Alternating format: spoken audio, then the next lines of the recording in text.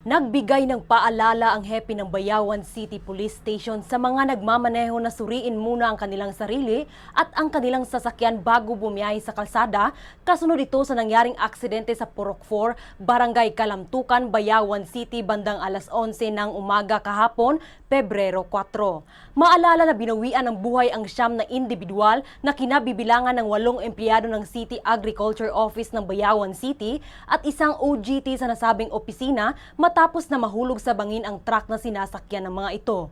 Ang mga biktima na sakay sa truck ay naghatid ng 5 container ng crude oil para sa mga truck sa Barangay Mandao, Bayawan City at sila ay pabalik na mangyari ang insidente.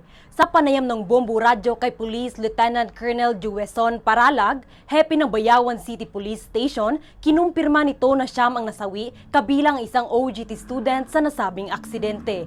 Kinalala ang driver ng truck na si Emedio Arnaiz, habang ang mga sakay naman ay sina Diomedes Canoy, Kervin Andog, Larry Llamos, Ronel Cabasag, Jonathan Hamor, Giovanni Babor, Jonarel Cagisa, pawang mga empleyado ng City Agriculture Office Engineering Division at ang OGT student na si Warren Asiasa. May kargang 5 container ng crude oil ang dump truck at pagdating nito sa sitio Masintak, Barangay Kalamtukan ay nahulog ito sa bangin. Nagtamo ng maraming sugat sa katawan ng mga biktima at agad na isinugod sa Kalumbuyan Hospital, ngunit idineklara ng dead on arrival. Dagdag pa ni Paralag, hinihinalang na wala ng preno ang sasakyan kaya ito ang nag-overshoot at nahulog sa bangin na ayon sa kanya ay napakalalim.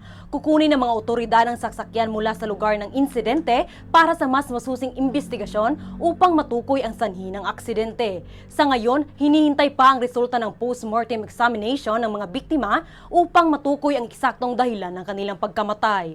Una sa lahat, siyempre sa mga nag-drive, let us check ang sarili natin, and then pangalawa yung sasakyan natin, and of course maging maingat tayo sa pagdadrive. So kahit na maingat tayo, yung iba naman hindi.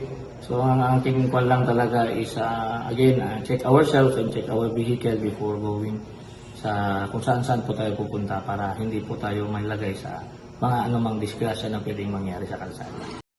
Mula rito sa lalawigan ng Negros Oriental, para sa Bombo Network News, ito si Bombo Danica Planilla, and this is Bombo Radio Philippines, the #1 and most trusted source of news and information. Basta Radio, Bombo!